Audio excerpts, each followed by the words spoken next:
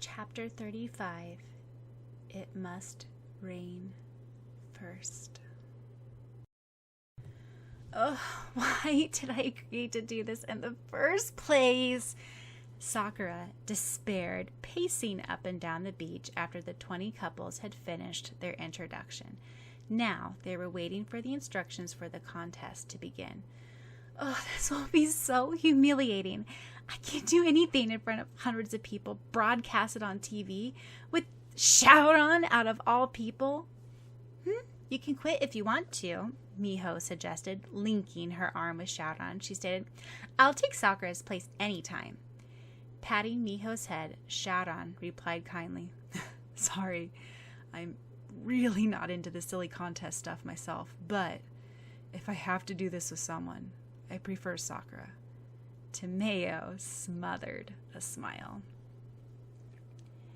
The MC then shouted into the mic, The Best Couple of Japan contest is in the form of a pentathlon, meaning 5 events will determine the best couple. In the next 2 days will be held the sandcastle building contest, the obstacle course, the talent show, the scavenger hunt, and the questionnaire. The first 3 contests will be held today, and the last 2 will be held tomorrow. And now, presenting day 1's challenges of the Best Couple of Japan contest, the MC took a breath. Today will consist of 3 contests out of the 5 in the couple pentathlon. First, involving the creativity of the beach, is the sandcastle building contest. Second is the thrilling and challenging couple obstacle course. And the third and final contest for today will be held this evening, the talent show. After each contest is completed, each couple will be assessed on a 1 to 5 scale, 5 being the highest and awarded to the best in the category, and 1 being the lowest. Do not be discouraged if you score low on one of your contests today, for if you do well in the others, it will make up for it. By the end of the day, those with 10 or higher out of 15 points will pass on to the 4th event, held tomorrow. Good luck to all of you, for by the end of the day, not all of the original 20 competing couples will remain. Erika snapped. The first day is simple then. All we have to do is get 10 out of 15 points by the end of the day, and we pass. Of course, there's no doubt that we'll get much higher than that. Right, Aki? Right, Aki replied, smiling. Well, I won't say it's exactly simple, Tomeo corrected. I heard from previous contestants that hardly half the contestants last by the end of the day, but of course you will do fine. This whole thing is like a process of elimination, Eron noted. The best couple is the one who survives at the end of the 5 events in the pentathlon. Wrinkling her nose, Sakura commented, That sounds so, well, like a survival test? Well, life's about surviving, isn't it? Eron asked, shrugging. No, it isn't, Syaoran replied shortly. And in the 15th annual Best Couple contest awaits the first contest of the pentathlon, the Sandcastle Building Contest. We thought we might get in the mood for the beach this year. The MC did a ridiculous little hula dance. Each has exactly 1 hour to complete a sandcastle. Be original and creative. The first contest is building a sandcastle? Syaoran asked, rather dumbfounded, staring at the buckets and spades in front of them and the vast stretch of silky white sand. Their land was marked by cones and the number tag with 20 on it. It was high noon and the sun was blazing high above them. No signs of the rain clouds forming earlier that morning during the couple introduction was present. Oh, it's going to be really hot, Sakura pointed out to Syaoran. She fiddled in her bag and found sunblock. Good. I have sunblock, though I don't remember packing it. How are we supposed to build anything in 1 hour? Syaoran asked, poking at the hot sand with a stick. Oh, did I ever tell you I've never built a sandcastle before? Great, Sakura sighed. They had a lot of work to do. Hey, there's a crab, Syaoran exclaimed, and a starfish. Remember we dissected one during biology? Syaoran, Sakura pointed to the pile of sand. Oh, yeah. This time, Syaoran sighed. Let's get to work. You look like you're dreading this more than Yui's judgment day. Sakura chuckled. It can't be that bad. From the area marked 18, Aki grumbled, mimicking the announcer. Now, couples, time to be creative. Since this year's contest is being held by the beach, we choose a theme to be related to the fun beach sandcastle building. Sheesh, as we have nothing better to do. He stuck the plastic spade into a little mound of sand. This is for kids. Well, you can work on your tan, Erika told him, yawning and rubbing some sunscreen on her legs. You flunked the easiest class possible in school, art as well as geometry, so I don't think you'll be much help in constructing something. Well, use one of your genius plans then, Aki replied. I am certainly not building a sandcastle. Soon, Sakura and Syaoran were squabbling over whether the castle should have a dome entrance, columns, or a geometrical gateway, whether there should be towers, whether a moat was necessary, whether the castle should spiral up or stack up. Plus, they disputed over to decorating with shells, stones, or intricate carvings with thin sticks. In result, the final castle ended up being a strange combination of all these characteristics. Tamea would have been proud of them. Standing back and examining her work, Sakura said, Well, she looked up innocently with large ocean green eyes. At least it's creative. Sweat dropping, Syaoran nodded. Yeah, a real masterpiece. Well, I'm glad that's over. Laughing, Sakura said, Hey, I thought you enjoyed building it. Ears turning red, Syaoran muttered, Why would I enjoy something so pointless as this? Then he frowned. Hey, what's the matter with your back? My back? Sakura asked, swerving around. Your shoulders, too. It's all red. It looks sunburned. Here and here. Syaoran pressed the red spots. Ow! Sakura cringed. Is it sunburn? But I put tons of sunscreen on. Here, we've finished with our sandcastle early. We can wait inside as they judge before you burn more, Syaoran advised. You look like a lobster. I don't think that's a compliment, Sakura said. 15 minutes later, they received their score. Couple 20. Regretfully 1 point, a judge announced. From the judging panel, Arima gave a sympathetic look. You guys got 1 point for the sandcastle? What happened? Chiharu asked. Off the corner, Takashi had attracted a group of people in awe of his story about sandcastles, merpeople, and fishes. Sakura exclaimed, But it can't be possible. I know our sandcastle wasn't the best, but it wasn't that bad. Only 1 point. She ran outside to the spot where their castle stood, or had stood. She checked to make sure that her area was marked number 20, their number. Basically, their sandcastle had been reduced to a big pile of sand in the center. Then she checked number 18, Erika and Aki's sandcastle. It looked awfully familiar. In fact, it looked like Sakura and Syaoran's. She muttered, Now, how did they move that over? Groaning, Sakura told Syaoran, It's all my fault. If I didn't get sunburned, we wouldn't have gone inside and not kept watch on our castle. I ruined our whole chance for this contest. Don't stress over it, Syaoran said. Sakura nodded. Well, if we can get 5 on the next 2 events, we will still be able to receive a total of more than 10 points by the end of the day. The MC continued. Good job, all of you, in completing the first contest. Now the fun begins. The second event will be the couple obstacle course. First, each couple will have to pass the guy's runs from point A to point B. The girl will be waiting at point B. Then each couple will have their legs tied for a 3-legged race to point C. Then, with their legs still tied, they would have to cross a narrow bridge, then pass a pool of obstacles to point D.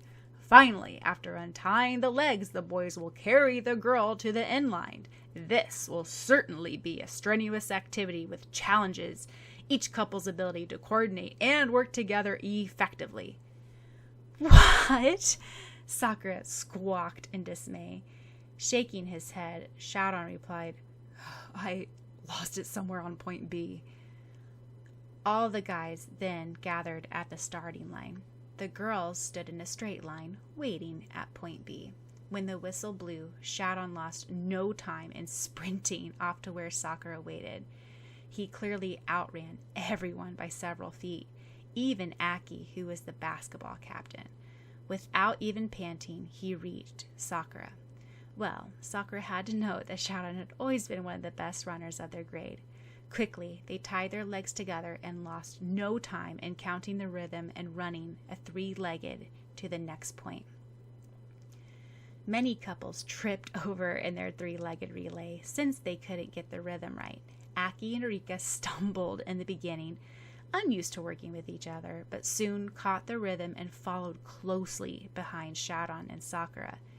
A huge pond of obstacles was ahead of them, but first they had to cross the narrow bridge, which was a little more than a rotting log placed on 2 ends of a ledge.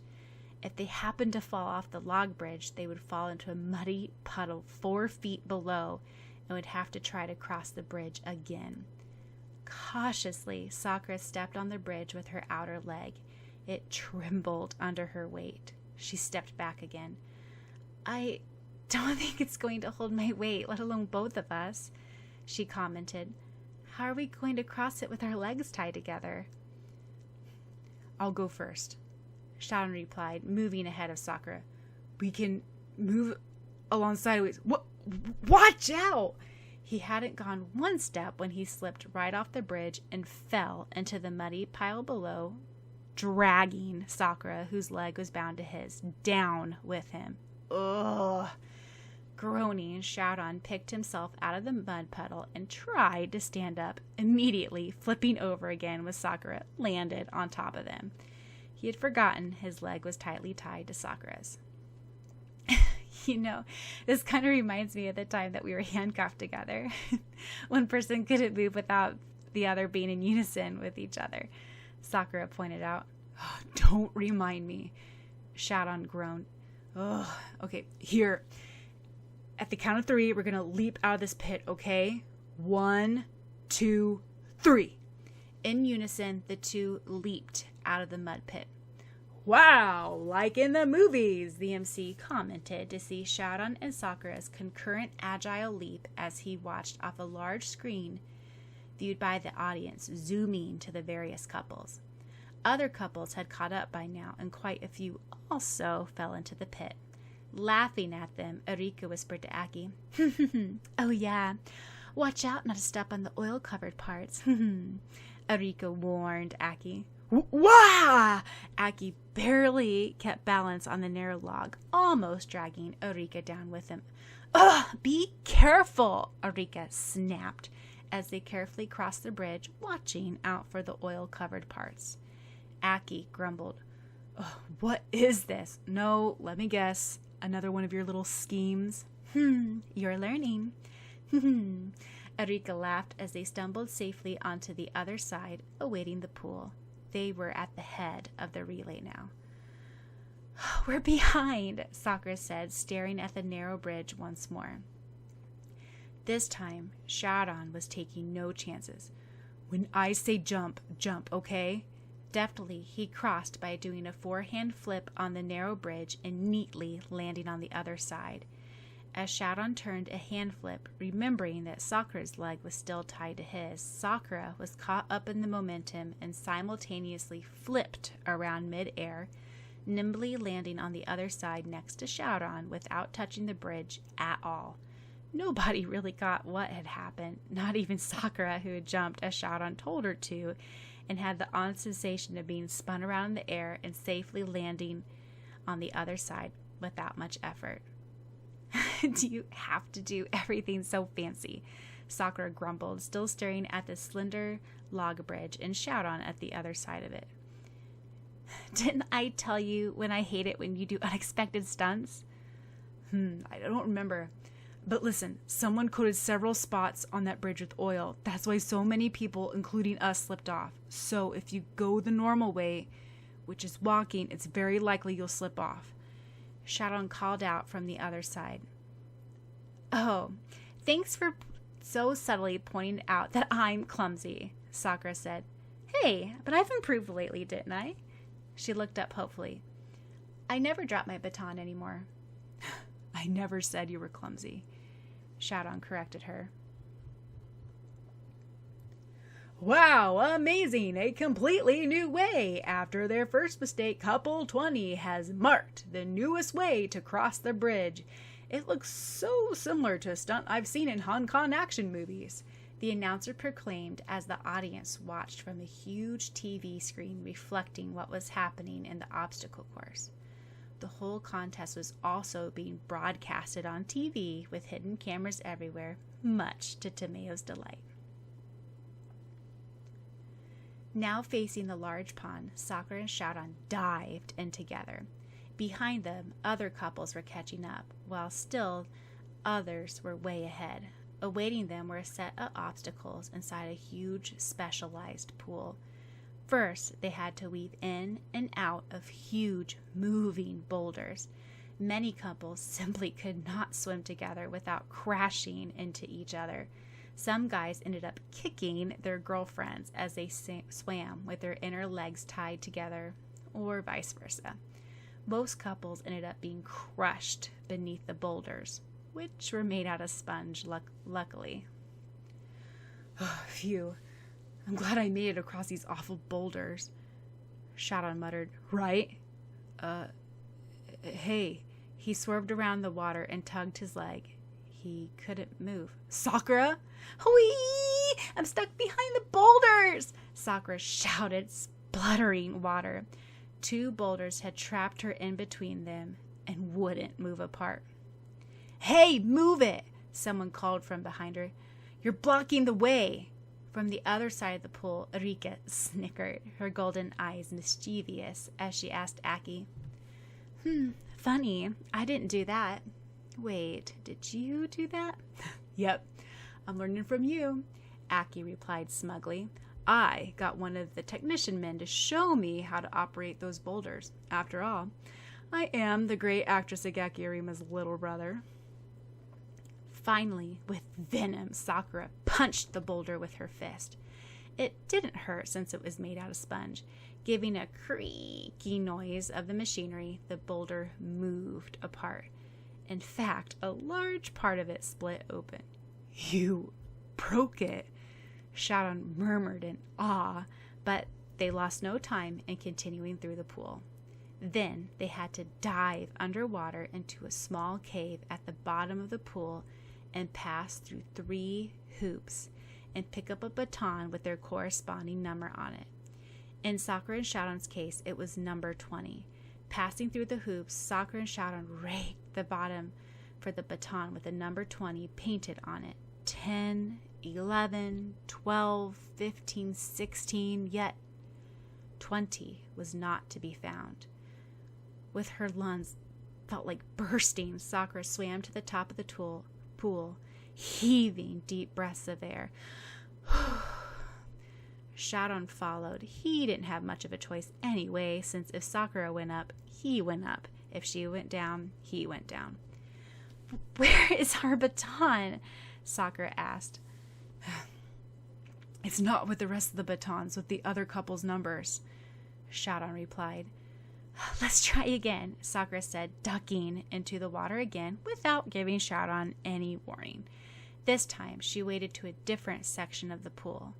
Off the corner, she saw a narrow red baton lying around. It had number 20 printed on it. She reached out to pick it up. She couldn't lift it. Then she tugged with both hands. It didn't budge.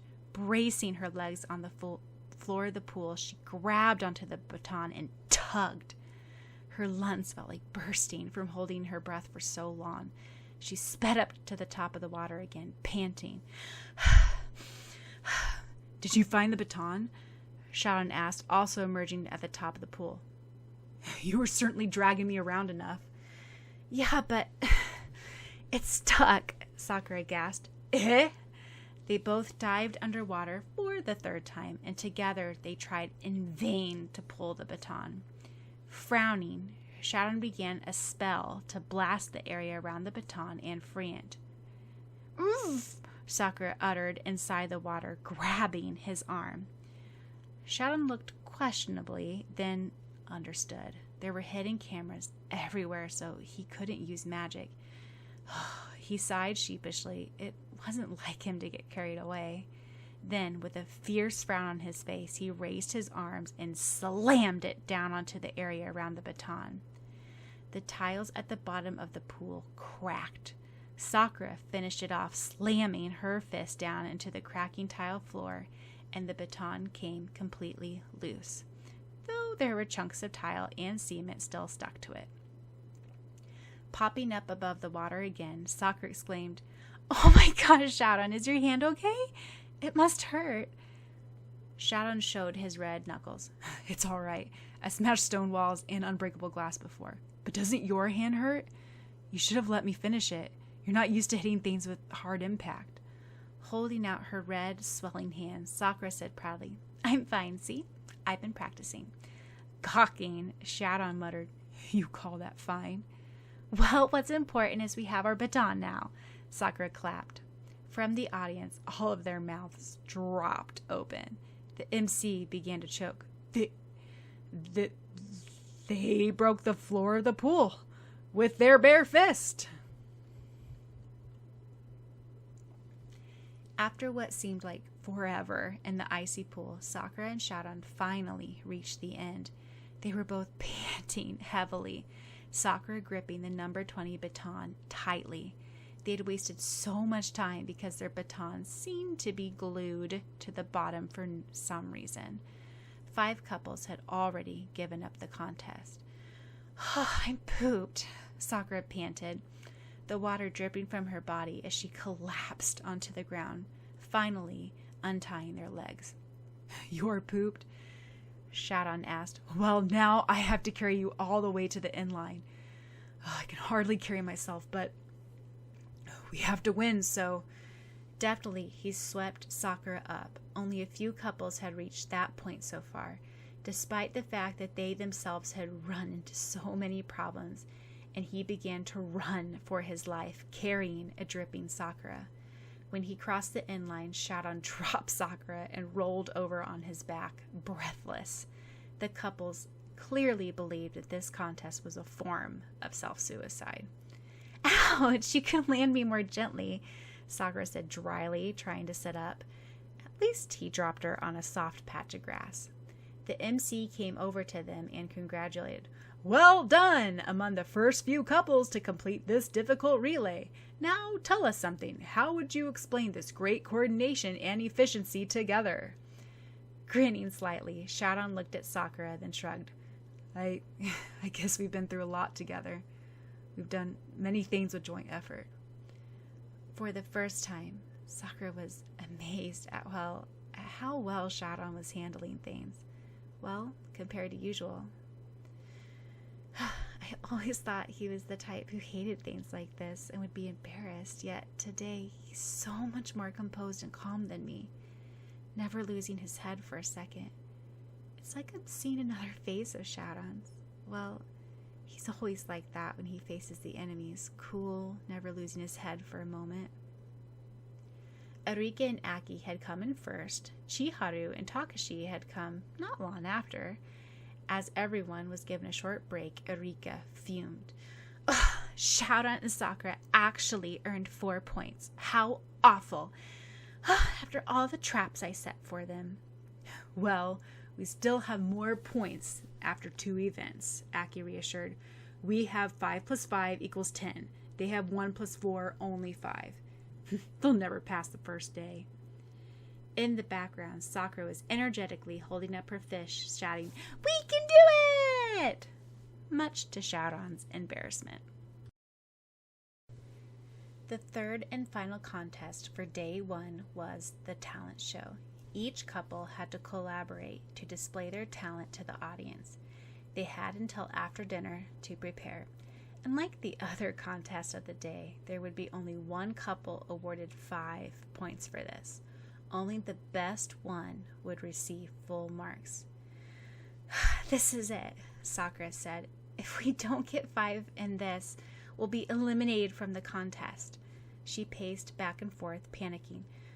What should we do? I mean, what can we do better than anyone else? If we lose... Chiharu patted her back sympathetically. She and Takashi already had 10 points, so they were safe no matter what they received for the last day of the last contest of the day. What are you guys gonna do? Rika asked Takashi and Chiharu. We're gonna do a little combination of a skit and funny song. Chiharu replied. We did the same thing for school festival years ago, so I think it'll still work. I heard Arika and Aki are going to do a song from our school music production, Star-Crossed. Syaoran commented. After all, they do have leading parts in the musical. Hey, aren't you supposed to be their manager? Syaoran asked. You shouldn't be reporting it to us. Shrugging, Syaoran replied, those two will manage fine. Anyway, what are you two hesitating about? There's not much time left. You guys have so many talents, Tomeo said. You could sing a song from the musical also. I mean, you two are the main leads after all. Oh, what's the matter? I don't want to do the same thing as Arika and Aki. I want to do something more unique, Sakura replied, furrowing her brows in deep thought. Anyway, I don't want to sing in front of an audience, Syaoran added. Well, you're going to have to do plenty of that for the musical production coming up, Tomeo commented. That doesn't mean I like it or that I'm comfortable with it, Syaoran replied stubbornly. In fact, I don't even remember what I'm doing in the musical in the first place. It was a bet with me, Sakura mumbled. She still remembered clearly. How about a gymnastics routine? You used to win prizes in national school contests, Rika pointed out. I think your guys' problem is that you have too many skills. What kind of problem is that? Miho grumbled as she entered the conversation. She had been feeding Kiro some cake. Then Tomeo clapped her hands with yet another inspiration. She quickly began running through piles of paper. Hey, have you guys practiced violin lately? Not since vacation started, Syaoran replied. Same here, Sakura added. By any chance, did you happen to practice that piece that Nadeska-san composed jointly with Ryoran-san? Tomeo asked. Gazing sideways at each other, they both replied simultaneously. Kind of. I mean, yes, I have. Well, I love it when you guys say the same thing at once, Tomeo chuckled. Syaoran and Sakura glared at her and retorted, We don't say the same things. We have nothing similar to each other. Anyway, why? Sakura asked suspiciously, noting from Tomeo's sparkling eyes she had come up with another inspiration. Tomeo held out some musical compositions. It was one that Nadeska had composed. I want you two to play this piece for the talent show. Where'd you get that? Sakura exclaimed. I picked it up over at Syaoran's apartment when I went to get your clothes and stuff. For, a few days ago for the contest. Tomeo replied sheepishly. I also brought your violins, 'cause I knew there was going to be a talent show. Fingering the crisp, slightly yellowed music composition, Sakura reminisced the time she saw Nadesco explain to Ryoran that no one was meant for loneliness. Her mother seemed so wise then and so knowing. Picking up his violin, which had once belonged to his father, Syaoran began to tune it. He remembered what his father had told Nadeshiko when he and Sakura were caught in a time slip.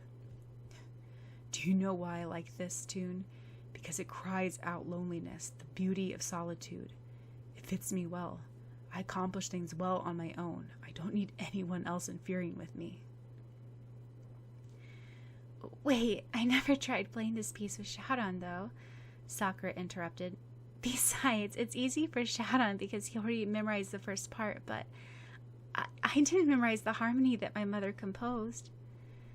"I'm sure you'll do fine," Tomeo reassured. "Oh dear, we're running out of time. Here, these are the new clothes." After Sakura was dressed in a beautiful lacy dress with thin satin ribbons, she clasped her violin tightly. Wolfie-chan barked and twirled around her feet. "Are you wishing me good luck, Wolfie-chan?" Sakura asked, picking up the light golden tan-colored puppy. "Arf, arf, arf." I wonder why your mother didn't put a title for this piece, Syaoran commented, staring at the composition. He was also dressed in clothes provided by Tomeo. By this time, he had learned that it was best to let her have her own way. On the top were 2 stars intersecting each other, kind of like a broken star symbol. Get away from me! Syaoran shoved Wolfie-chan away, who whimpered, then clung onto Syaoran's crisp new pants with its paws. It was early evening when the couple's talent show began on the open stage set on the romantic beach. Sakura and Syaoran, being contestant 20, were the last ones. They watched from backstage the various couples' talents. Some sang, some played the piano, some performed skits, some danced, some made fools of themselves. Pacing up and down the backstage, Sakura worried, "Won't people be bored by violin music?" "Not this piece. Besides, if you carry out my idea, they definitely won't be bored," Tomeo told her with dazzled violet eyes. "My violin's out of tune since I haven't played it for a month," Syaoran stated. "Then tune it," Tomeo replied. Sighing, she shook her head. These two. Somewhere in the middle of couple number 15's act, Sakura heard a distant wailing sound. Her skin prickled. The summer sky had darkened. Without bothering to tell anyone, she slipped off the backstage and ran off to the side, away from the bustling people. Taking a deep breath, she took in the crashing of the waves on the seashore and the rustling of branches of the trees, the fluttering of ocean birds, and amidst the rhythm of nature, a disturbing, jolting feeling split through her head. A dark force. She had been unwary and unconscious for too long. It had been too peaceful lately. A child's scream echoed through the night.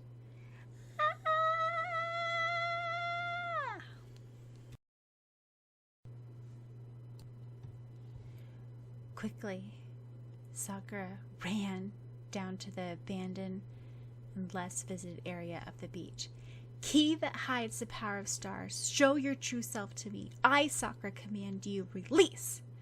Gripping her staff in her hand, she felt a surge of control. Then she felt a powerful impact on her back, knocking her onto her knees.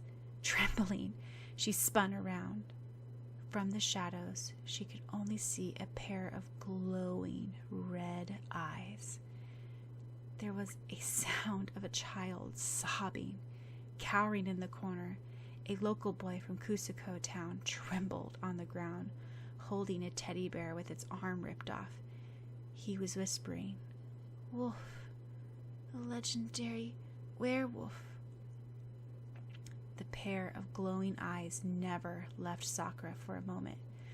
"Windy!" A hurricane of wind blew at the outline of the bulky beast. For a second, it was startled. Then it began to approach her. Desperately, she called out, "Sword!" The staff transformed into a slender rapier in her hands. As the large shadowed figure approached her, she slashed down with the sword into its upraised left arm with all her might. Letting out a horrendous wail, the monster stepped back. Instead of facing her, it gazed at the moon. Then it turned to her, giving a snarl. Its sharp yellow-white fangs were revealed. Without turning back, it ran off into the woods. "Stop! Fight me!" Sakura called in vain. From experience, she knew it was unwise to let a card loose for too long.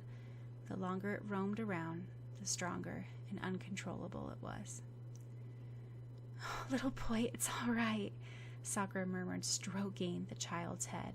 Then she used the erase card to alleviate the boy from the terrible, nightmare-like thing he had seen. With keen green eyes, Sakura scanned the area. No signs of the beast remained.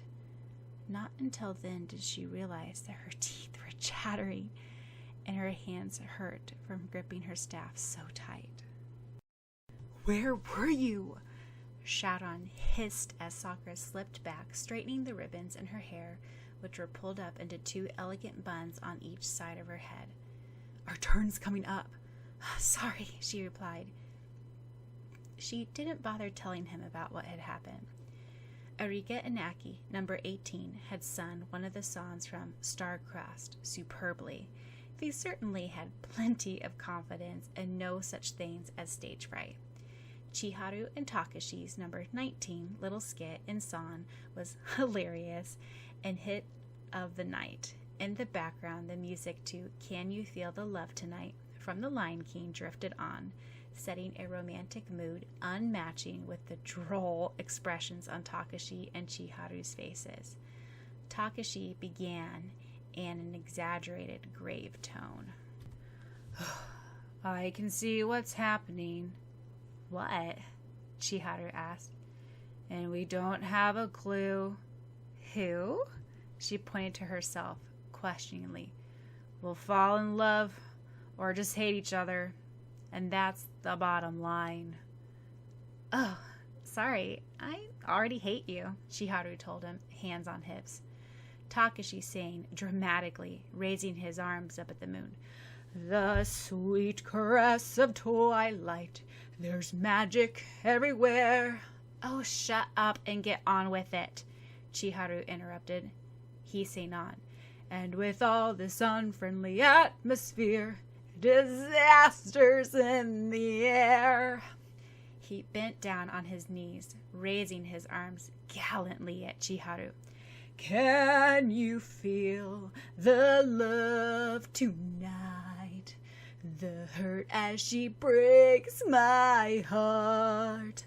The world for once in perfect sympathy with all my dilemmas." Then sighing, Chiharu sang, "He's holding back, he's hiding, but what? I can't decide. Why won't he be the man I know he is, the man I see inside?" Chiharu then added as a side note, "Well, somewhere there inside you, if you look hard enough, and I mean real hard enough." Passionately, Takashi sang back, "So many things to tell her, but how to make her see the truth about myself? Impossible! She'd run away from me." Takashi made a cowering expression. "She'd really turn away from me if she knows me." Together, in unison, they sang, "And if we fall in love tonight, we needn't look too far. It may take an immense big miracle, but somehow we'll survive."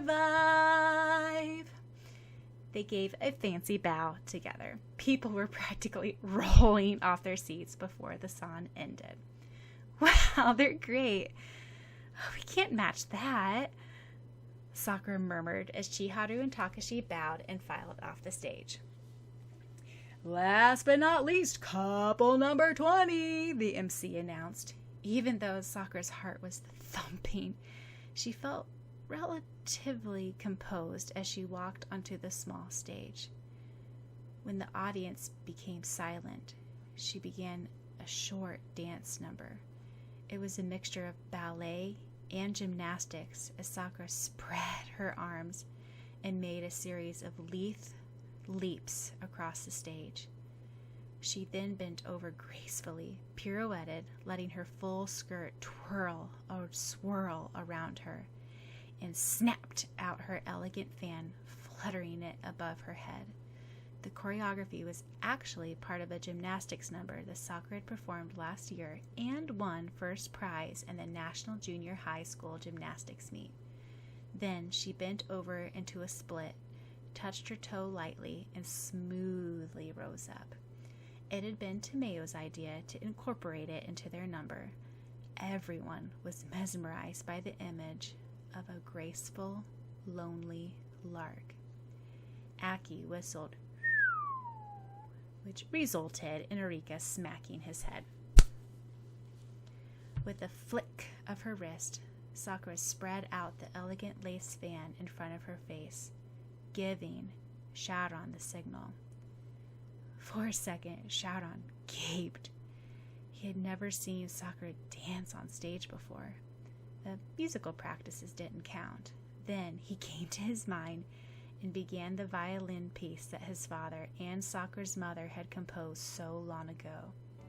He felt his hands shaking, but he tried to keep his bow smooth as it glided over the violin strings. The notes came so naturally to him, and the lonely, tranquil tune drifted smoothly over the ocean and fell in rhythm with the waves.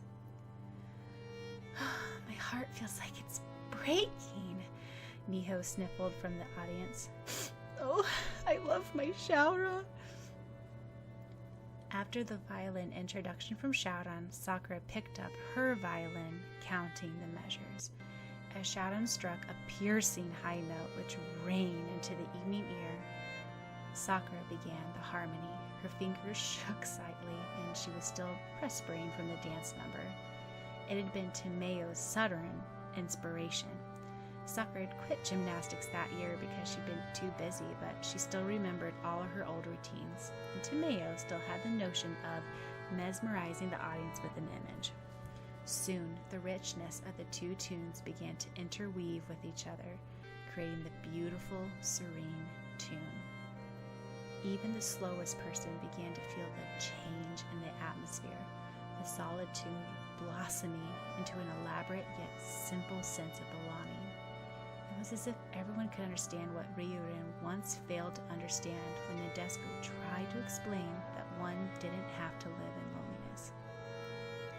You still don't get it. Alone, these two melodies echo yearning and forlorn sadness. It brings the loneliness of a wistful lark. Yet played together, the larks have found each other. They are no longer alone. They are together and happy. That is all I wanted to show. That being alone is not always the best choice. That is the double beauty of this harmony. Yet, Nadesco believed that someday Ryurin would understand these words. And there came a day. He did. Sakura and Syaoran were the last couple to perform, and the 5 judges, including Arima, had huddled to assess the scores. Finally, Arima stood up, then stated into the microphone, "We judges, after reviewing all the excellent talents presented by all the couples here, have finally come to a conclusion of which one deserves a 5 the most. Of course, all of you did marvelously. However, we believe that this particular couple best expressed what this contest stands for. Not in words, but in something even more meaningful that can touch our souls with some new, deep, yet inevitable understanding. I must say, I stand for all the judges. I've never heard a more beautiful violin piece in my life. Actually, it's the first time I didn't fall asleep during a string's instrumental piece, let alone feel tears in my eyes for no reason. That is right. Couple 20 has the honor of receiving 5 points. We got 5 points! We got 5 points! Sakura jumped up and down, holding Syaoran's hand. I never thought we would. Seeing Sakura so excited made Syaoran smile slightly. But we did. Arika began to show off. But you still have a total of only 10 points, barely missing the requirements to escape elimination. Me and Aki got 14 points in total today. The highest out of all the couples, Aki added smugly. Takashi tapped Aki's shoulder. Sorry to break your ego, but Chiharu and I got 14 points too. Aki looked surprised. Sakura sighed. Even though we only earned 10 points in total today, the important thing is we passed. We can do better in the remaining 2 events. You two were great in the talent show, Rika told Sakura and Syaoran, her eyes glistening. I didn't know you played the violin so well together. It's so romantic. Turning red, Syaoran cleared his throat. I didn't play so good. I was really out of practice. You call that bad? Squealed Miho. It was marvelous. I wish my mother could hear it. She had an obsession with violins. Though she couldn't play herself, she would like the piece. She probably did hear it before, Sakura murmured quietly. After all, Mizuki Miyara, Miho's mother, had been Nadesico and Ryurin's friend. Well, I think that was so stupid and boring. Violin is so out of date, Rika stated, flipping back her hair. I mean, what's the point of it? Smiling forcibly, Sakura replied, I didn't think you would. Patting his sister's head, Aaron commented, Well, they got the 5 points. Too bad you didn't. Rika was left gaping. Exactly who are you rooting for, dear brother? She asked, annoyed. Neither, Aaron replied. Though you insist on little frivolous contests and pranks, I am too busy occupied with other things. Then do a better job on other things. Arika spun around and left her brother to his own musings. And while you're at it, speed things up a little. I hate how you always draw things out. The MC ended the day by stating, Congratulations to the 10 contestants out of 20 who passed day 1 of Japan's Best Couple Contest, which are contestant numbers 1, 2, 5, 7, 9, 12, 14, 18, 19, and 20. Good job to all of you who didn't pass. Maybe next year you can try again. Remember, all the couples, as well as anyone who watched the contest, are invited to a party on the yacht after the contest ends tomorrow evening. And stay in tune for day 2 tomorrow, as the final 2 competitions of the Best Couple Contest will be held.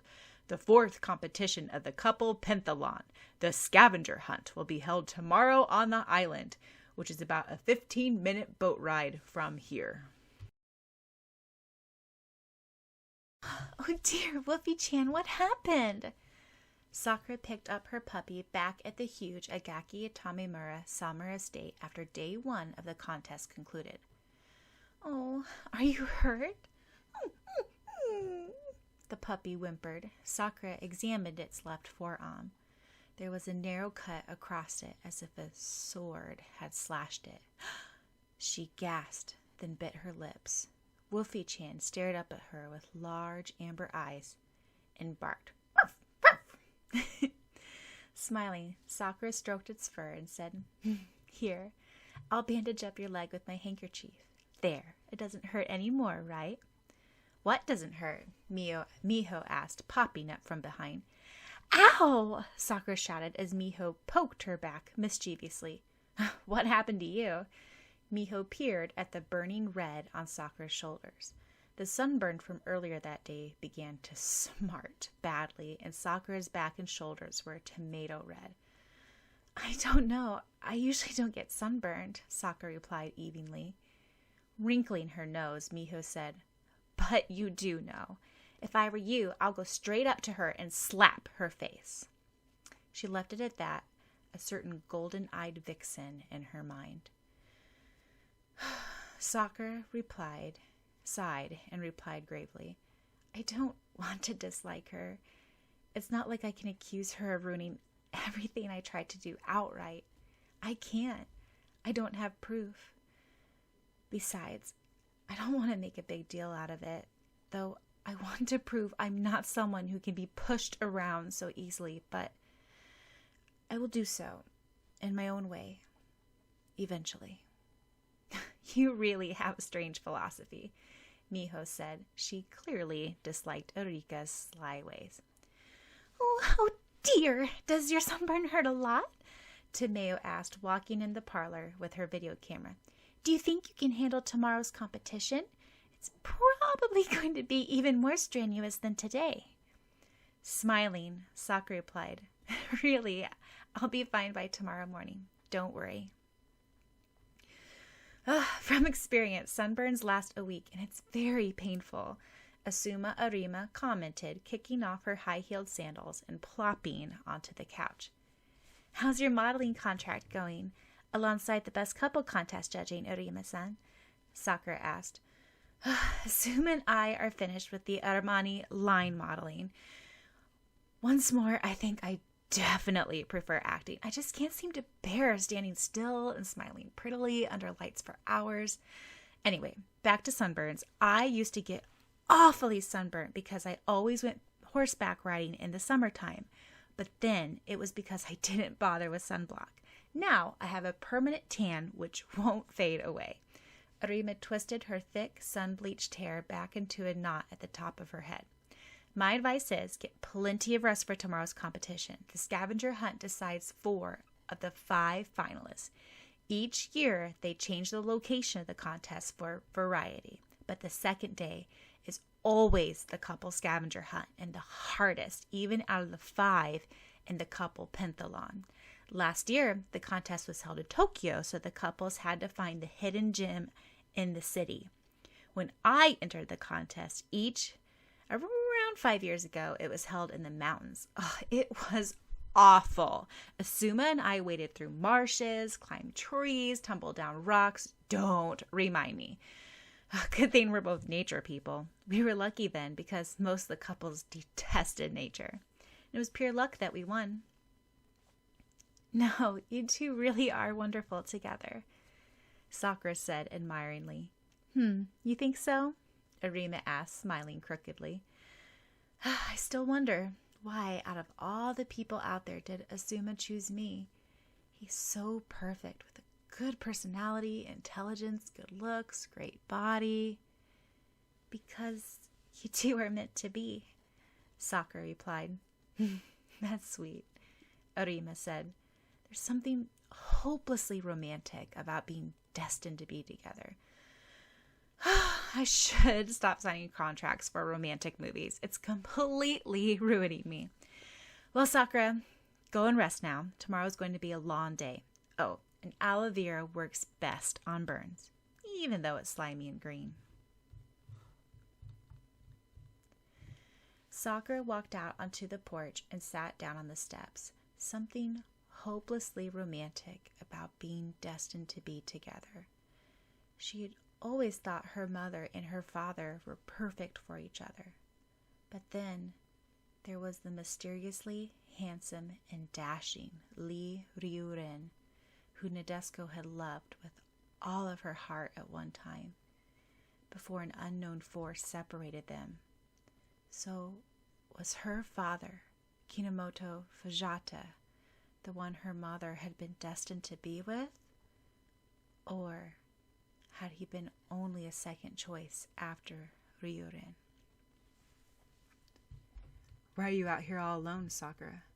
A smooth voice came from behind her. She jumped. Oh, hi, Erankan. I'm sorry, I'm not the one you were expecting, Eran murmured. Hoi? What do you mean? You know who I'm talking about. Never mind. So, why do you always jump when I come near you? Edon asked, leaning his chin against his hand. I don't jump, Sakura protested. Edon reached out to put his hand on her shoulder. Despite her will, she cringed again. See, you do jump, Edon told her. Sorry, I'm not trying to corner you or anything. What are you doing here, all alone? What are you? Sakura asked. Admiring the stars, he replied. A little dryly, she replied. There are no stars. The sky is overcast. Chuckling, he said, There's one shining on the porch. Seeing the surprised expression on Sakura's face, he added, Is what I should say, but since I didn't come for romantic reasons, I'll admit I'm just feeling a little lonely because my little sis is hanging over your boyfriend at this moment. Shadow's nothing like that, Sakura replied. Well, you two entered the contest together and you act the part, Edon pointed out. Sighing, Sakura said, It's purely for the money prize if we win. But you like him, don't you? Sakura stammered for a denial, but then she sighed heavily. Yeah, I do. Edon's golden eyes glimmered. Are you so truthful all the time? Not always, Sakura replied softly. But if you are, I'd rather you weren't. Edon changed the subject. So, what do you like so much about him? I don't know. I really don't know. Sorry, I told you I'm not demanding answers or cornering you. Wait, isn't that them? Edon asked, peering in front of them. Syaoran and Erika were taking a stroll on the path in front of the house. Wow, your eyesight is almost as good as my brother's, Sakura murmured. She frowned. What was Syaoran doing with Erika?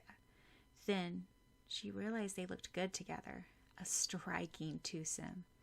They were walking towards the house. The two were within earshot now, and Sakura could hear their conversation. You're wonderful at playing the violin, Syaoran, Erika said. And you're so fast at running, too. I really regret you didn't enter the contest with me. We surely would have won if we entered together. Sakura waited for Syaoran's answer. Grimly, Syaoran replied in his calm, Syaoran-like voice.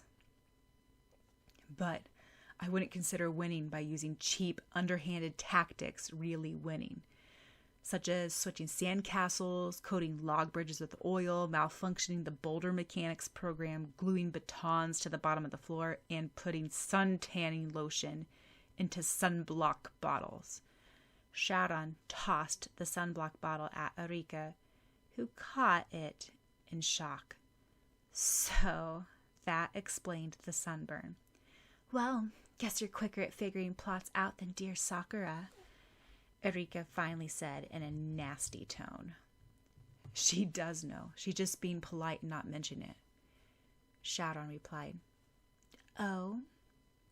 I'd rather lose fairly and knowing I tried my best. Losing is a part of the game, and sometimes losing can be winning if you keep an open mind and learn, Syaoran said. He knew this better than anyone else. Sakura had taught him so much when he first came to Japan. For me, winning is not everything. Then he walked off into the house, leaving Erika with her mouth hanging open. For the first time, Erika noticed that her twin and Sakura were watching from the porch. What are you staring at? She flung the sunblock bottle at them and stalked into the house, slamming the door. Edon caught the bottle with one hand and muttered, Does she realize this is actually expensive stuff from Paris? Aki will freak out when he finds out. Then to Sakura, he commented, Well, I'm impressed Syaoran's a little faster at catching on than I expected. I have to apologize that my twin sister is a little used to having her own way. Aren't you too? Sakura asked quietly. Grinning slowly, Add-on replied, I am, but I'm a little more subtle about it. Oh? Sakura got up and said, well, I think I better go sleep now. I have a feeling tomorrow's going to be a long day. It'll be a full moon tomorrow, Add-on commented, staring at the pale, round moon above them. I can see that. Then softly, almost in a whisper, he murmured, according to legends, werewolves are at their full power under the full moon. But once the moon disappears, they lose their power. Sakura's mind clicked.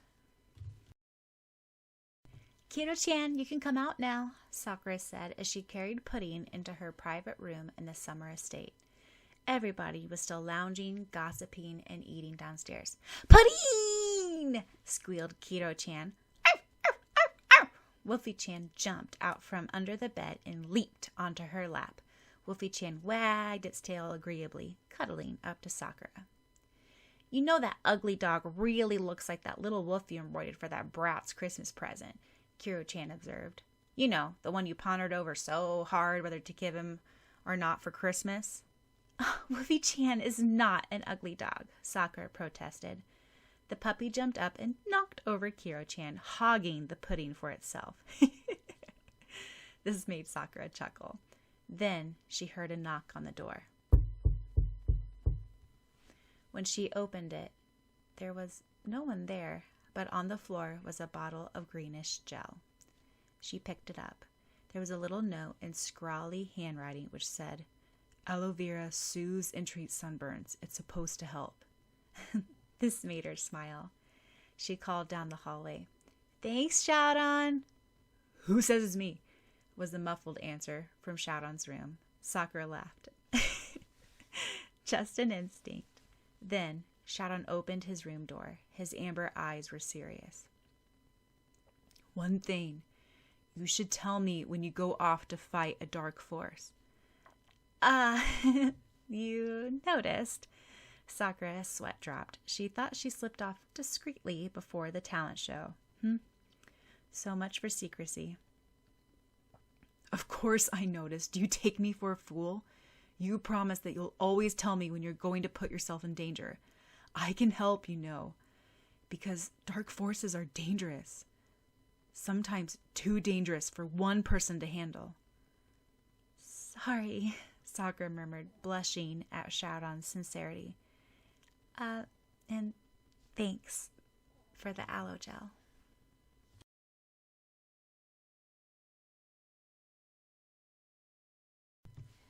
The next day. Wow, this is the first time I've been on a yacht, Sakura said, leaning over the railings of the boat, her wispy golden brown hair blowing in the morning breeze.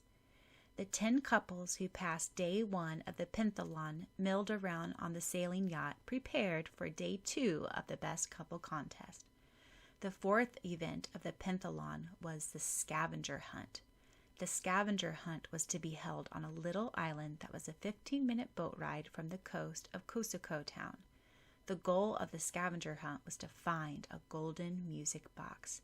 There were 5 music boxes spread throughout the island, so technically 5 couples could pass this event. However, it wouldn't be so easy because the music boxes were expertly hidden. So, only the couples who had the most skill, coordination, and ability to work together would be able to find it. Each couple had a map of the island with the approximate location where the 5 music boxes were hidden. They were assured that it was impossible to get lost on the island since it was so small. Just in case, however, each couple was given a small firecracker to set off if something went wrong. What an adorable island! Chiharu exclaimed as they landed. I hate nature, Erika mumbled for the 1000th time. She kicked her huge bag off the yacht. The MC stated from the deck of the boat, Now remember, you have until 4 o'clock to find the golden box. The yacht will come pick you all up at this spot then. Again, I emphasize that it is impossible to get lost on this island. If you feel lost, you can walk in any direction. In a little while, you will come to the shore. There is nothing dangerous on this island, such as wild beasts or snakes. If you run into any problems, though you shouldn't have to, there is a supervisor from the Best Couple Contest who is in the log cabin over there. He pointed to the log cabin a little way off from where the yacht had landed. Well, good luck then. Keep an eye on the time and we'll come back to pick you all up at 4. When we return, we will have the finalist, and the final event, the questionnaire, will be held. With this, the yacht slowly sailed away. For a while, the 10 couples stared blankly at the yacht fading into a distant speck across the ocean. Then they lost no time in gathering their bags and clamoring to find the music box. So, where do you want to start? Sakura asked, heaving up her bag full of utensils such as spades, shovels, the firecracker, water, sandwiches for lunch, and insect repellent.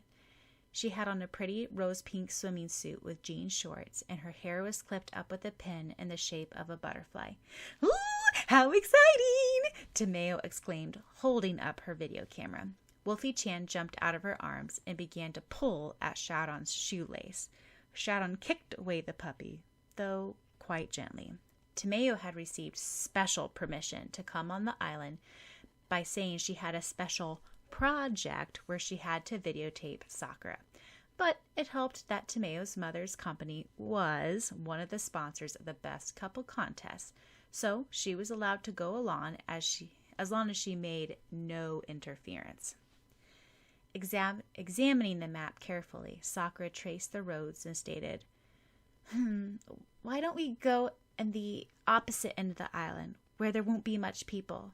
There's a music box hidden somewhere around a big oak tree to the south of the island. Let's go!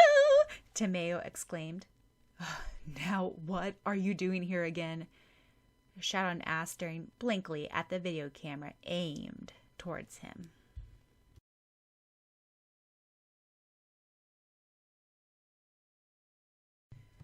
Wiping the sweat from her brows, Chiharu said, slumping to the ground, Oh, we'll never find the music box.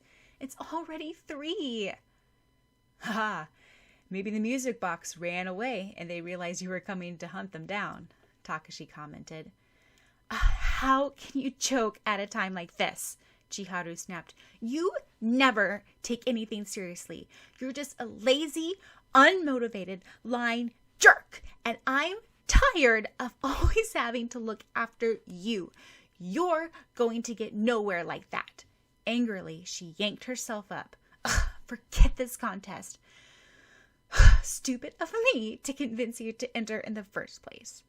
She stomped off. Chiharu, don't follow me. Go your own way.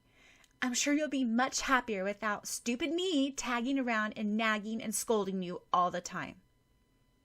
Fine. Who said I'll follow you? Takashi retorted. I'm fed up with you. You and your constant nagging. I've had enough. For a moment, Chiharu halted. It was the first time Takashi had argued back. Then she continued to walk down the trail without looking back. Frowning, Takashi kicked a tiny shrub. The whole shrub was knocked aside. There was a small hollow underneath. Something shiny caught his eyes. It was a golden music box.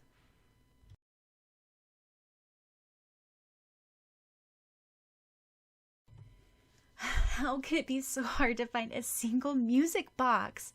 Sakura despaired, wiping the sweat from her forehead. Her hands were sore from shoveling a hole 1 meter deep into the ground. I swear, the map marks that a music box should be near this oak tree. Look up, Syaoran murmured. Eh? Slowly, Sakura stared up. For the first time, she noticed how tall the oak tree was. There was something glimmering, caught between the branches. That's it! Syaoran, you're a genius! The music box is not hidden under the oak tree. It was hidden above it. That's not what I meant, but, well, we found it. I'll go up and get it. Syaoran said. No, I'll get it. Sakura tossed her bag to the ground and took a firm grasp of the thick tree trunk, then patiently began to climb to the top. Though she would never be an expert at it like Syaoran, she certainly had improved. When she reached the branch that the music box was perched on, she looked down at Syaoran. Wait, you mean you didn't see this? Then what did you mean by look up? I meant the sky. It looks like a storm's coming up. Syaoran called from below. Hoi? Sakura stared up at the sky from her high position. For the first time, she noticed the thick, gray clouds which covered the sky. A water droplet plopped down on her nose. Oh, well, we found a music box. Let's go back to where the yacht is and it'll come pick us up. Then she heard a distant, shattering scream.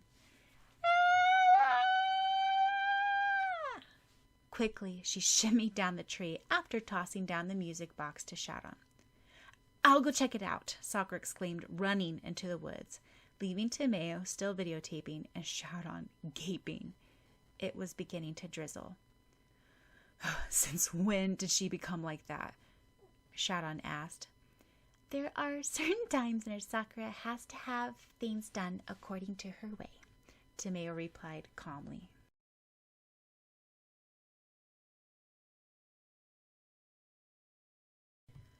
Takashi frowned. He could have sworn he heard Chiharu scream. Dropping his bag, he ran to the direction he heard it. Ouch! From the other direction, Sakura bumped into him. Hoi? Oh, I'm sorry, Yamazaki-kun. No, I'm sorry. I wasn't looking. Taking Sakura's hand urgently, Takashi asked, Did you see Chiharu by any chance? No, isn't she with you? Sakura asked. Well, she got angry at me and she walked off by herself again. I should have stopped her. I just let her go. It's my fault. It's all right. We'll find her. This is a small island after all. Sakura reassured. It began to pour now, as if a hole had opened in the sky. I'll go find her, okay? I'll go with you, Takashi said. No, you should go back to the log cabin. It's raining hard, and she might be there, you know. Sakura comforted, though she knew very well that it was not likely. Sakura, finally I found you, Syaoran said, running up to her, his shirt pasted to his back, his hair sopping with rain. What are you thinking when you run off like that? It's 3:45 now, almost time to leave. Oh, I'm so glad my video camera's waterproof, Tomeo murmured. Wait, in this weather, I don't think it'll be easy for the yacht to come pick us up. As if to back up her statement, a distant rumble of thunder echoed throughout the island. The dark, overcast sky zigzagged with lightning bolts. Now the thunder sounded nearer than ever. Okay, Tomeo-chan, go check if the yacht has arrived, which is pretty unlikely. Yamazaki-kun, go to the log cabin and ask the supervisors what's going to happen due to the weather if the yacht hasn't arrived. And Syaoran, go around and try to gather the couples into the log cabin and make sure no one's missing, Sakura said, pushing away her wet bangs from her eyes. I'll go find Chiharu-chan and also tell any couples I bump into to go to the cabin.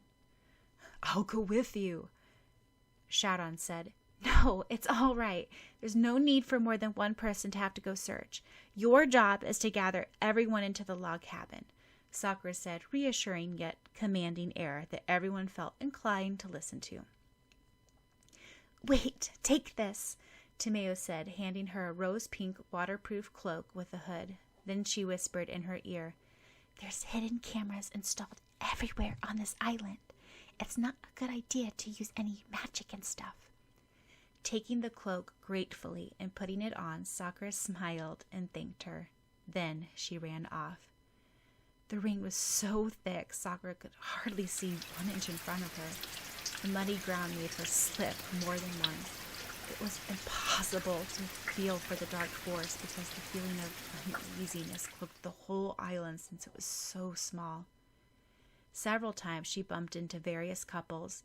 They were worried they missed the yacht back to Kusako, and she told all of them to go to the cabin in the center of the island. She was pretty sure that the yacht couldn't pick them up due to the huge thunderstorm. Though she didn't know much about storms, she knew it was most dangerous to be in water if there was lightning. For the time being, it was best to at least have shelter from the rain.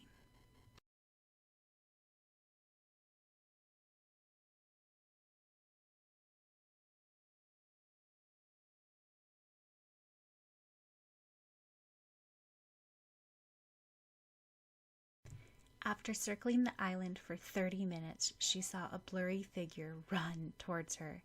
It stopped in front of her. "Sakura-chan?" It was Chiharu. "Oh, thank goodness. I thought... Chiharu-chan, you're safe?" Sakura greeted. "Where were you? Takashi-kun was so worried." "Oh?" Chiharu began to shiver. Her braids had unraveled and she was soaked. Sakura took off her cloak and gave it to her. Chiharu then said, "I thought you were a monster at first." Didn't you see? There's something really unearthly on this island. A huge beast in the shape of a wolf," Chiharu whispered. "The Kusako legendary werewolf?" Sakura questioned. Shaking her head, she replied, I don't know. All I know is that I saw it a few days ago back in Kusako, but it disappeared without doing much when the Kaido magician saved me. But this time, it's in a mood for destruction." Chiharu fingered a long scratch mark on her arm. "Did you get hurt right now?" Sakura asked. "No, this is from a few days ago when I got lost on the beach, back in Kusako."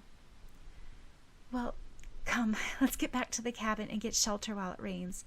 I don't think the yacht will be back to come pick us up anytime soon." Taking Chiharu's arm, she led her towards the shore where the cabin was. Slowly, Chiharu began to relax. Sakura was pretty sure the dark force had been targeting Chiharu for one reason or the other, and probably made her get in an argument with Takashi to single her out. The log cabin was quite small and could hardly fit all the people. The various couples lounged around on couches, wooden stools, floors, and tables, lightly gossiping and munching on chips and snacks. Chiharu and Sakura were both greeted with towels to dry up with and hot chocolate in paper cups. "Oh, you're back," Tomeo said, relieved. "Wait, where's Takashi?" Chiharu asked. "Oh, he went out again and searched for you," Tomeo replied. "Why would he do something like that? That was so stupid," Chiharu said, not because she was annoyed, but because she was touched. "Don't worry, he'll come back soon," Tomeo reassured. "The yacht hasn't arrived yet?" Sakura asked. "Yeah, and there's no supervisor waiting here either. There was just an empty log cabin with no one in it. I called the coast a while ago, and they replied they'll send a yacht over to pick us up as soon as the storm ceases." Syaoran replied, "Though I don't know when that'll be." "There's no supervisor then," Sakura said in dismay. "No, apparently there was a misunderstanding among the contest board members, and the person who was supposed to wait here backed out at the last minute," Tomeo answered. "So is everyone here now?" Sakura began to count the various couples. Since there were 10 couples, there should be 20 people, excluding Tomeo. Counting herself, there was 17 in the cabin. "Wait, 3 people are missing." "That must be Aki, Arika, and Takashi, who will be coming back soon," Tomeo stated. They all waited in the cabin for half an hour. It was almost 6. One of the girls began to sniffle. Her boyfriend asked her in exasperation, "Oh, what's the matter?" What if we're stranded here forever?" she sobbed. "Don't be silly. The boat will come and pick us up soon, right?" Smiling reassuringly, Sakura replied, "Don't worry, it'll come as soon as the storm stops." The raindrops pattered on the wooden rooftop. Someone had placed a bucket in one of the leaking places. There was no sign of the storm ceasing. In fact, there were sounds of crashing trees signaling that a tree had been struck by lightning. Quite often there were ghostly, wailing sounds, sending shudders up everyone's spines. I thought there was no wild animals or anything on this island," another girl cried. "Maybe it's a ghost," a boy suggested eerily. "I'll call the shore again," Syaoran said, walking to the telephone. He dialed the number and waited. After a while, he stated, "The line is dead." "What?" Sakura frowned, staring out the window. The gray waves were choppy and uneven, as if the ocean was racing a fury. If a boat were to come, which was unlikely, it would be likely tossed around and crashed into the rocks on the other side of the shore. "I'll try my cell phone." After trying, Syaoran shook his head. I can't establish a connection." "Then we've lost all contact with people," Chiharu exclaimed. For the first time, everyone was quiet, worry reflected in their various faces. There was a variety of adolescents there, ranging from 13 to 18 years old, coming from various districts of Japan, and having nothing in common except for the fact they entered the same contest, competing for which one of them would be the best teen couple of Japan. "Maybe we can signal with our fireworks," someone suggested. "No, it won't be possible to see it through the clouds," Sakura reasoned. Everyone gazed up at Syaoran, Sakura, and Tomeo to take charge. Putting on a bright, encouraging smile, Sakura told them, "It's nothing to worry about, you guys. They'll send a boat over as the thunderstorm stops, and it's quite safe here in this cabin. There's some food and drinks here, and we can have cups of ramen if we get hungry."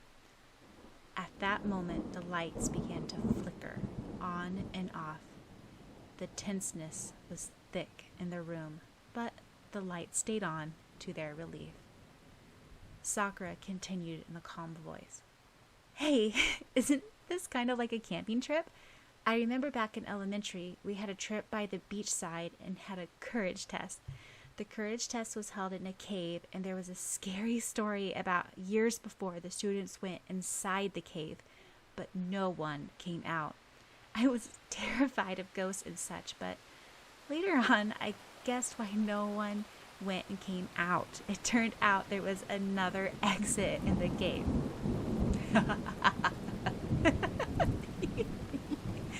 They let out laughter at Sakura's sheepish story. Someone else began, "Hey, that reminds me of my school's courage testing trip. Ours was held in the mountains." Soon, people began to relax, and bond began to form among all of them as they told various stories about themselves. Chiharu noted that if Takashi had been there, he would have been in the center of the storytelling. Relieved that everyone had forgotten the fact that they were stranded on a deserted island in the middle of nowhere for a moment, Sakura slipped out of the circle and walked to Syaoran, who was fiddling with the radio. "The weather forecaster said it's unlikely that this unusual storm will continue throughout the evening," Syaoran said, frowning. "I couldn't hear much before it got tuned out." "Do you think we'll end up having to spend the night here?" Sakura asked quietly. "It's very probable." Biting her lips, Sakura continued to stare out the window. She didn't want to think how awful the situation truly was. "Sakura-chan," Chiharu murmured, "Takashi still didn't come back. He's been gone for an hour now. Could something have happened to him?" Thinking about it, Aki-kun and Rika-chan still hasn't come back either," Tomeo commented. "I'll go find them," Sakura stated. "Let me go with you. It's because of me Takashi is in the rain," Chiharu pleaded. "No, Chiharu-chan, you should stay here. He might still come back any moment, and he'll be worried if you're not here safe." Sakura said. Trust me, I'll find him for you. If indeed her theory was right, it was definitely safer for Chiharu to stay with a large group of people. Finally, Chiharu relented. Slipping on her cloak, Sakura opened the cabin door. A blast of wind and rain greeted her. She slammed the door shut again. Sakura hadn't realized how bad the weather had gotten since she'd been safe indoors. I'll go, Syaoran said. I don't mind thunderstorms. You stay here.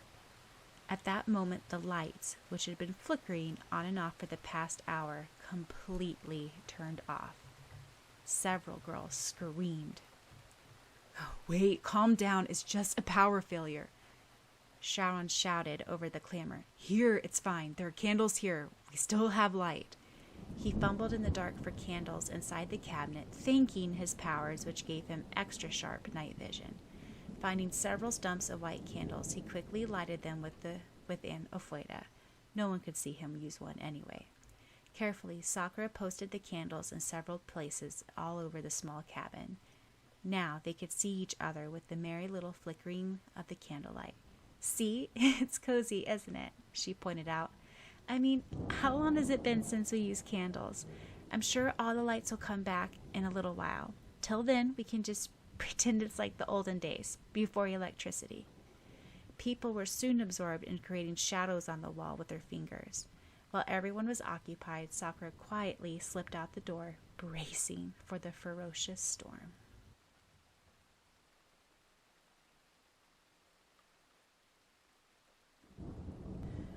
Arika, I bet we're the only ones left on the island now, Aki complained, trudging wearily beside her.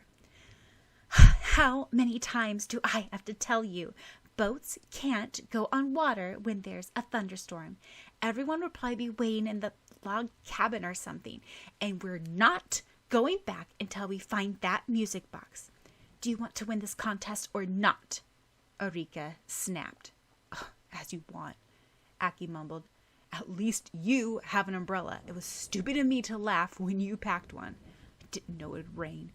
As he shuffled along in the mud, he stumbled over something. Damn! Who left their bag in the middle of the road? Wait. Arika peered over, pawing through the things in it. Hey, that's Yamazaki's bag. His name tag's on it, Aki pointed out. That doesn't matter. He left the golden music box in it. Ah, how marvelous! Arika slipped the music box out of the bag and tossed it into her possessions. See, I was right in staying out here to find it. Hey, but we didn't find it. That's Yamazaki-kun's. We should return it to him, Aki protested. That's really cheating. Haven't we been cheating all the way? Arika asked. You want to back out now? Jogging down the road, Sakura spotted two figures, and she called out, Hey, you guys! Peering through the pouring rain, Aki shouted upon recognition, Sakura! He ran up to her, glad to see her. You're still here. You didn't leave? The boat got delayed. We're all waiting in the log cabin, Sakura explained. See, I told you, Arika muttered. You came out to find me? Aki asked with glistening eyes. Sakura-chan! Hoi? I guess even Aki-kun has had enough of Arika, she thought. Now, you and Arika go back to the cabin and dry up. Everyone will be waiting there. How about you? Aki asked. I need to find Yamazaki-kun, then I'll go back too. Just follow this road and you'll reach the cabin. Then Sakura continued to walk through the rain. Again, she felt an irking sensation. The island was mostly wilderness, and the trees cast ghostly shadows in the dark. I'm not afraid of ghosts anymore, she stated out loud. Her voice echoed into the emptiness, casting eerie sounds. There was a rustling to her left. For a second, she could have seen two slit eyes, glowing red, staring straight at her. When she looked again, it disappeared. Stifling a scream, She forced herself to continue deeper into the heart of the island where the trees were the densest. She had the creepiest notion that she was being followed. Halting, she spun around in attack position, trying to blink the rain out of her eyes. Being soaked in the cold rain, she was shivering uncontrollably. Who's there? Wait, Sakura, it's me, Chiharu stated. Chiharu-chan, I thought... Sakura trailed off. I couldn't just wait back at the cabin. I said so many harsh things to Takashi. I felt so bad. So I came to find him with you, Chiharu exclaimed. And I followed her because it's dangerous for you to go by herself. Because it's dangerous for her to go by herself, Syaoran added. You came too? Sakura demanded. Then she sighed. Oh, all right. Again, the rustling of leaves came more distinct than ever. They ran to the direction. A large, hunched figure stared at them with crimson eyes, then fled from the sight. They could now see someone lying on the ground. Sakura's hand flew to her mouth. She had been too late. Maybe the target had been Takashi. Chiharu screamed, Takashi! Takashi lay unconscious on the floor, a pool of water forming around him. His face was smeared with blood. Oh my gosh! What happened, Takashi? She bent down on the soaked dirt ground, kneeling over Takashi, sobbing hard. I'm sorry. I didn't mean all the bad things I said to you. I'm so sorry. Don't die. Please don't die, Takashi. I care for you. Don't die. She placed a hand on his cold, wet face. I love you, Takashi. I don't know what you think of me. No matter what I've said or done, I still care for you. I always have. Did I ever tell you that? Her teardrops, mixed with the rain, fell onto his face. Please wake up. Tell me you don't hate me. Takashi opened his bright, hazel eyes. You really mean it? For a moment, Chiharu stared, astounded. Yes. Oh, wait a minute. You're alive? Laughing, Takashi sat up, his back dripping with dirt. You really thought I was dead? But you were lying so motionless and the blood everywhere? Chiharu gaped. Oh, this? Takashi wiped his forehead. It's juice from some berries I found in the forest. Not real blood. Chiharu sniffled. Then you're fine? Smiling teasingly, Takashi replied, Of course I'm fine. I was just playing dead because the huge beast monster of some sort was following me. It always works in the stories, you know, and... You mean you were just faking being dead when I was so worried? You just watched me blabbering nonsense? Chiharu began to throttle Takashi again. Ow! Ow! Takashi protested. Okay, I'm sorry. I really didn't mean to make you worried. Chiharu bit her lip. Stupid. You know how much I worry. I thought you were dead. That was the meanest trick you've ever played on me. Chiharu's eyes streamed with tears. Staring in surprise, Takashi reached out and touched her face. Did you really care that much for me? He squeezed her into a tight hug. I'm sorry. I'm so sorry to make you worry. But do you know how much your words meant to me? Even if I were really dead, I would have woken up just to see your face when I heard the words. They meant all the world to me because I love you, Chiharu. Did I ever say those words to you? I'm sorry to be such a disappointment. I'll try hard to become someone you can be proud of. I really will. I try every day, but it's so hard. Idiot. I like you just the way you are, Chiharu murmured, pressing Takashi's hand to her cheek. Watching with misty eyes, Sakura sighed in relief. She smiled in genuine happiness for her two close friends. Well, Let's get back to the cabin now, Chiharu said, glaring at Takashi. She said, I still haven't forgiven you. Then she smiled. But I'm not mad at you, though. Aren't you two coming back also? Takashi asked as Sakura and Syaoran didn't follow them.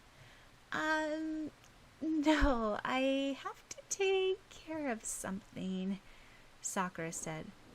But it's not exactly safe out here, Takashi warned. Sakura could see that he was slightly limping, and the sleeves of his shirt had tears in it.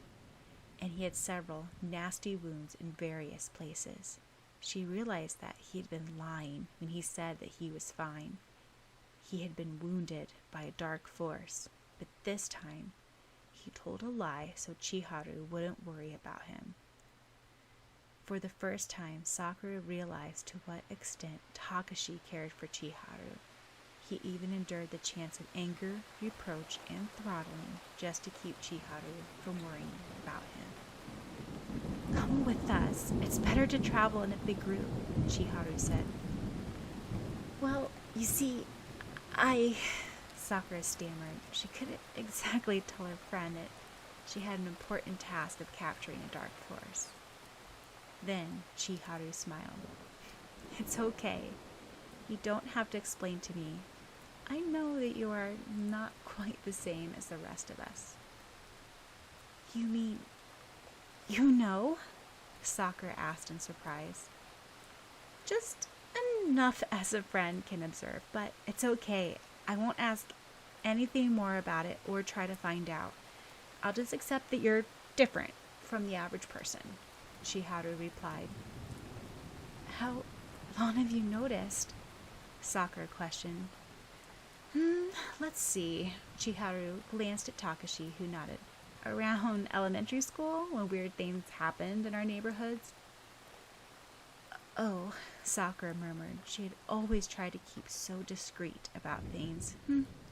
Showed how clever she'd been. Well, stay safe and cautious. See you in a little while, Chiharu said, hooking arms to Takashi and walking away. Soon, those two faded off down the rainy road. You can go back too, Sakura said to Syaoran. I wouldn't go back even if you asked me to, Syaoran replied. Sighing, Sakura stated, how can I face a dark force when I can't even use any powers? Tomeo told me there's hidden cameras installed everywhere. Grinning grimly, Syaoran asked, have you forgotten that there was a power failure on the island? It is probable that the video camera system also went down along with the electricity and the telephone. Oh, why didn't I think of that? Sakura smacked her forehead. So I was worried for no reason. She held out the key that hung from her necklace. Key that hides the power of the stars. Show your true self to me. I, Sakura, command you. Release! Warily, she spun around. Syaoran was on her backside, keeping an eye out. Come out and face us. Don't hurt any more people, Sakura demanded.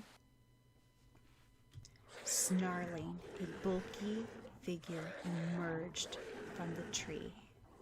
At that moment, a lightning crashed, and the creature's features were highlighted.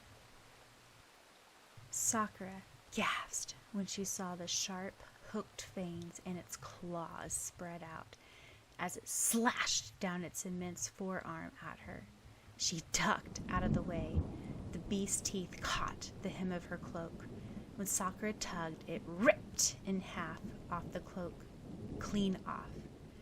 Quickly, it brought down its left forearm at her, and she blocked it with her staff.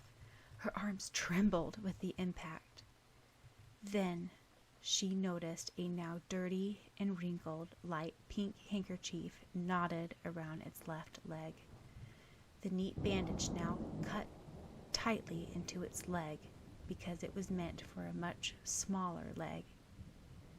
Embroidered on it was S.K., her initials. As she lost her grip on the staff, the monster knocked her aside, sending her sprawling in the mud. Its eyes blazed viciously. No! Sakura whispered in a cracked voice. No, it can't be. Please tell me it's not true. She picked herself up from the puddle. But you knew from before, Syaoran told her softly. Staring at her hands, she replied, But I hoped with all my heart that I was mistaken. I hoped it was just a coincidence that Wolfie-chan appeared in town around the same time as the legendary werewolf did. And it was just a coincidence that he had an injury on that same leg in the same spot that the wolf was injured by me. Deep in your heart, you still knew.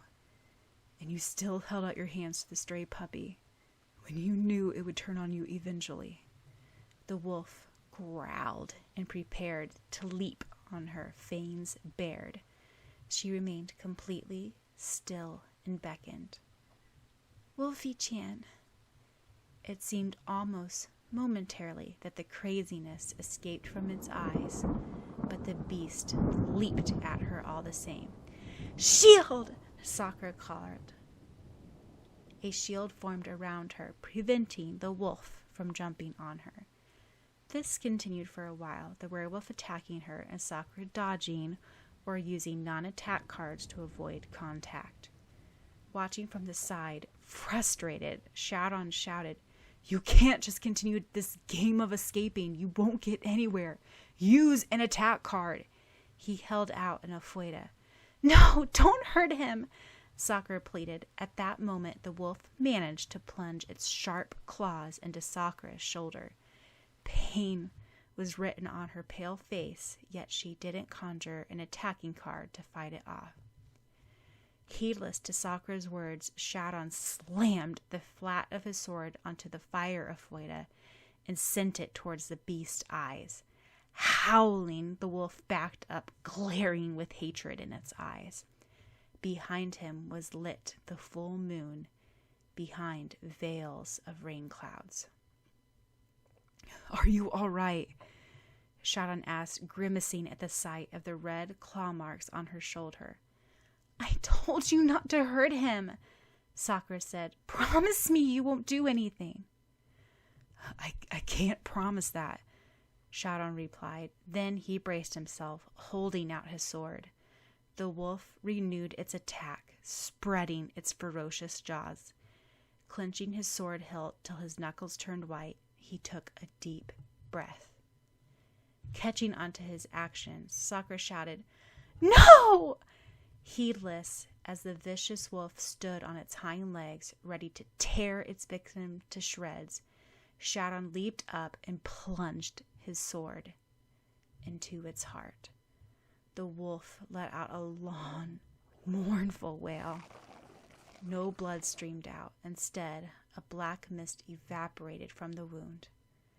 For a second, the wolf's eyes lost its fiery glow and reverted back into Wolfie-chan's sulfur amber eyes, pained and sad. Sakura fell to her knees. No! Why did you do that? Why? If we waited until dawn, when the moon disappears, he would revert back to Wolfie-chan. If we could have found another way. There was no other choice, Syaoran replied, strained. You wouldn't have done it, so I had to. There are many choices. There could have been many other ways, Sakura whispered, her hands trembling. It's too late now. Seal it. Gently, Sakura reached up to stroke the beast's fur. It tried to snarl at her, yet it had no more strength left. Holding out a card, she said, Dream. Give Wolfie-chan dreams of happiness, love, and sunlight. At last, the wolf shut its eyes. The black mist continued to evaporate from him. Finally, she held out her staff and commanded in a broken voice. Spirit of dark forces, I, Sakura, command you. Return to new shape of contract. Sakura, card! Slowly, the figure dissolved into the shape of a card. The wolf card drifted over and landed in Syaoran's hand because he had destroyed it. In place of where the werewolf had stood, a piece of cloth drifted onto the mud. It had several rips in it. Gingerly, Sakura picked it up. She gasped. It was the wolf embroidery that she had given Syaoran for Christmas. The Dark Ones had used something of her own creation to turn against her in the form of a dark force. The wolf. How had they gotten their hands on it, though? She remembered the endless hours of the night she had spent toiling to finish it by Christmas. It was in a miserable state now. Dropping it to the ground, Sakura stepped on it, and without looking back, Sakura walked away from the spot, back to the cabin. Her hair hung limply from the rain, and she tossed off the remains of her pink rose cloak. "I did what I had to," Syaoran said after her. He stared at the embroidery. The Dark Ones had used it against them, and that embroidery had been one of his most treasured possessions since Sakura made it for him for Christmas. Now it was hardly recognizable, smeared with mud and with several rips in it, the colorful floss of the embroidery coming undone. "I know," Sakura replied without turning back, "but there could have been other ways. Now, Wolfie-chan is sealed forever as a monster. Werewolves lose their power without the moon. It might have taken more effort and chances, but if we waited until sunlight, things could have worked out. True, you did what you had to do, but with your mindset, you'll always be stuck between your mission and what is morally right.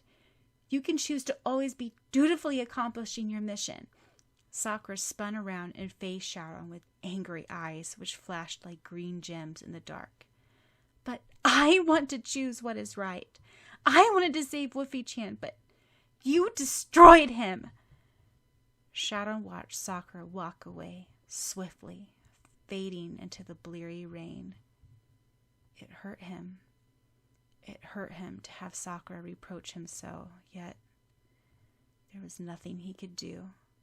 Nothing but watch her walk away.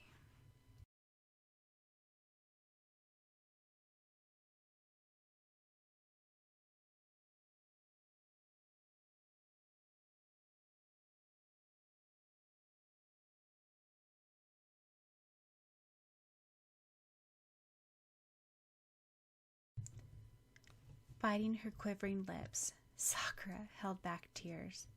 She didn't want to be so harsh on Syaoran.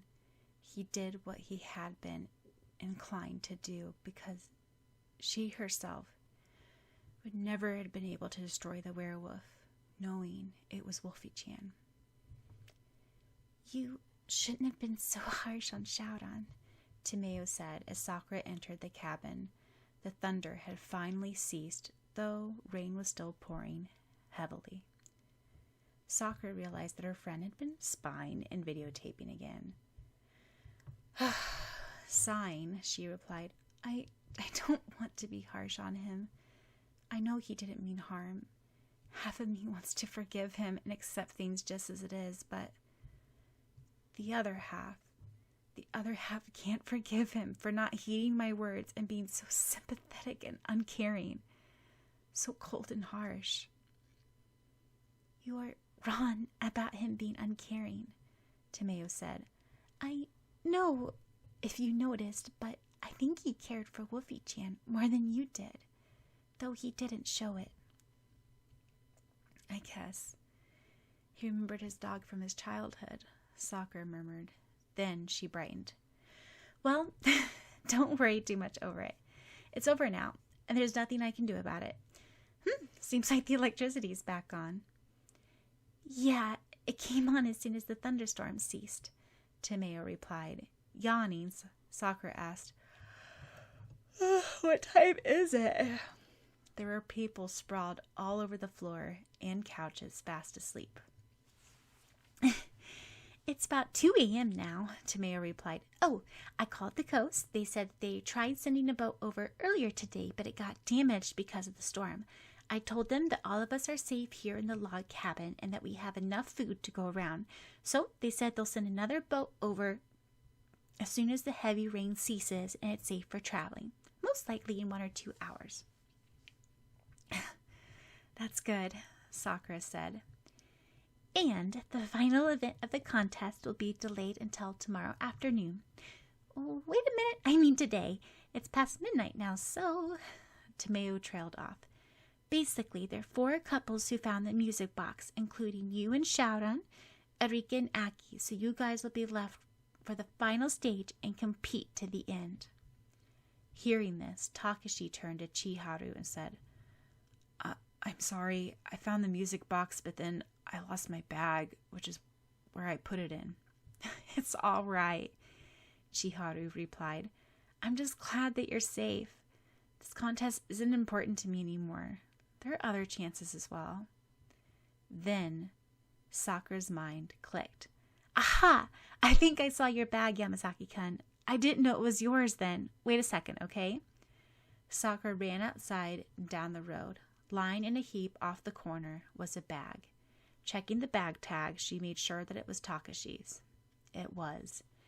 Then she rummaged in the bag. As she guessed, the golden music box was gone, and she could guess who took it. Then from her bag, she slipped out the music box she and Syaoran had found after such an exhausting search. Without a second thought, she tucked their music box into Takashi's bag and smiled. Takashi wouldn't have to know, and Chiharu would be very happy to have the golden music box. Anyway, she couldn't continue the best couple contest, not when she was so angry at Syaoran.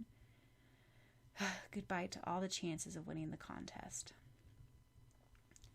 Exasperating, but I still can't help but admire your nobleness and loyalty to your friends, Syaoran commented, gazing around. She searched from where he was. Where are you? Look up, he replied. When she looked up, Sakura could see that Syaoran was way up in the tree branches. He was illuminated by a pale aura. What are you doing up there when it's all wet? Sakura asked in disbelief. This. From his position way up in the tree, he dropped something down to her. Reaching out her hands, she caught it. She examined the intricate star design on a Sakura card. Carefully, she turned it over and stared hard. What is this? Can't you be more appreciative? Don't expect me to use any power for several days. I've used it completely up now, trying to convert that card. Huh? The image of the wolf card had changed from one of a ferocious werewolf into a wolf puppy, very similar to Wolfie-chan. What did you do? I converted it from being a card that uses dark forces into a light force card. Syaoran replied, It's no longer a bad card, as you call it. Wolfie-chan is saved, in a sense. I'm sure you'll have more use for that card now. Sakura stared up at him. Through the tree branches cast a shadow over his face. Sakura could tell how tired and strained he was through his posture. She could also sense his aura was weaker than usual, yet he was smiling. You went through all that trouble just because of what I said? She demanded. I didn't mean for you to take it so literally. You can't change who you are. Well, as long as you won't approach me anymore, I'm satisfied, Syaoran replied. Her forest green eyes softened. Thank you, Syaoran. Can't you come down? With an elaborate flip, Syaoran landed right in front of Sakura. You're going to break your neck one day doing that, Sakura scolded, picking up Takashi's bag. And I still haven't forgiven you for you. Well, I won't ask to be forgiven, Syaoran replied. Chiharu was delighted that Takashi had found the music box and thanked Sakura deeply for finding Takashi's bag. Huh, I'm surprised no one stole the music box, Takashi commented. Me too, Sakura said, sweat dropping. someone actually had, but no need for them to know. They would never know she replaced their stolen one with hers. What? You gave up your chance to win the contest?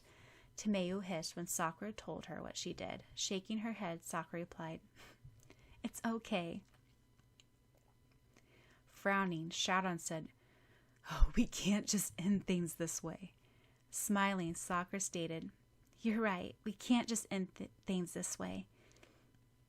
There are other choices." With a new burst of energy, she exclaimed, "We can find the remaining music box on this island." I called the Coast Guard again a little while ago, and they said they'll send a boat over by 4 a.m., Tomeu said. Funny, they were supposed to pick us up at 4 p.m. yesterday. So that gives us 1 hour to find the remaining music box, Sakura concluded. Quickly, Sakura crossed out all the places on the map where the various couples had found the music box. The last one was hidden somewhere in the north side of the island where the log cabin was. Luckily, it was so nearby. "I have a feeling this one will be the hardest one to find," Syaoran commented. Yawning, Sakura blinked. "I'm really getting used to having sleepless nights." Since it was almost dawn, there was a faint light making it easier for them to see. "Oh, we don't have much time left," Sakura panicked. Then she had an inspiration. Glancing around to make sure there was no hidden cameras, she drew out a card. "Wolfie!"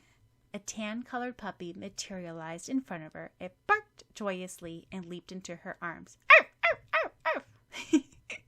"You know, I always thought Wolfie-chan wasn't that good of a name," Sakura commented. "I'll call him Eagle." "Eh?" Syaoran muttered. "I don't think that's much of a better name." "Of course, his real name will be Vega, but his nickname will be Eagle-chan," Sakura concluded. Again, Syaoran grinned crookedly. "Eagle." He patted the puppy's head. His eyes seemed to reflect on his past experience with that name.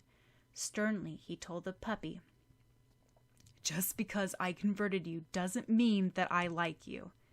"Come on, you love Eagle-chan just as much as I do," Sakura teased. "Oh, and what I was trying to do, Eagle-chan, do you think it's possible to smell out the music box somehow? I know it's a difficult task, but..."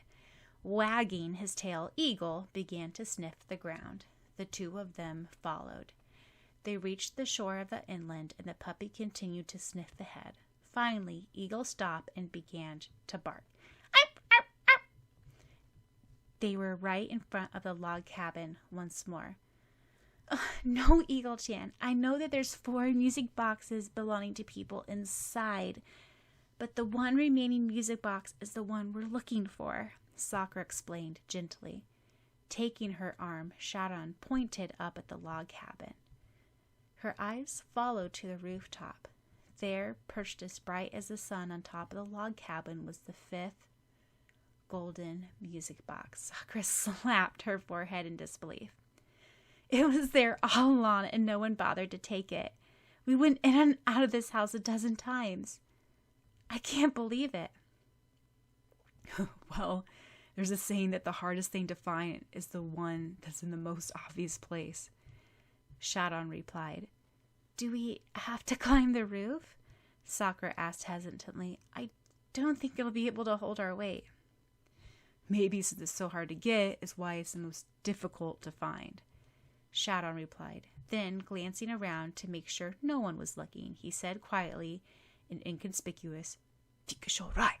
A gust of wind blew, knocking the music box off the roof and landing it safely into Sakura's hands. It was wet, yet still very pretty, and it finally stopped raining then, and the sun began to rise. Raptured at the beauty of the island, Sakura stared up at the clearness of the sky. Then she saw a beautiful double rainbow arch across the sky. Crimson, orange, yellow, green, blue, and violet colors vibrated beautifully. "Look!" she exclaimed, tugging at Syaoran's sleeve. "Wow," Syaoran murmured. "Isn't it so beautiful?" Sakura asked happily. I better tell everyone. Bursting into the cabin where most people were sleeping, she exclaimed, Everyone wake up, wake up! There's a double rainbow. Oh, what is all the racket? Erika asked crossly. You guys, come outside. There's a rainbow. No, 2 rainbows. Oh, it's so beautiful. The groggy girls and boys stumbled outside and blinked at the radiant, colorful beauty that greeted them. Wow, it really is beautiful, Chiharu murmured. The yacht had arrived and the 21 tired yet cheerful teens filed in. When they reached back to Kusiko, it was obvious that all of them would take a nice, long nap. And then in the afternoon, the 5th and final event of the couple pentathlon would be held.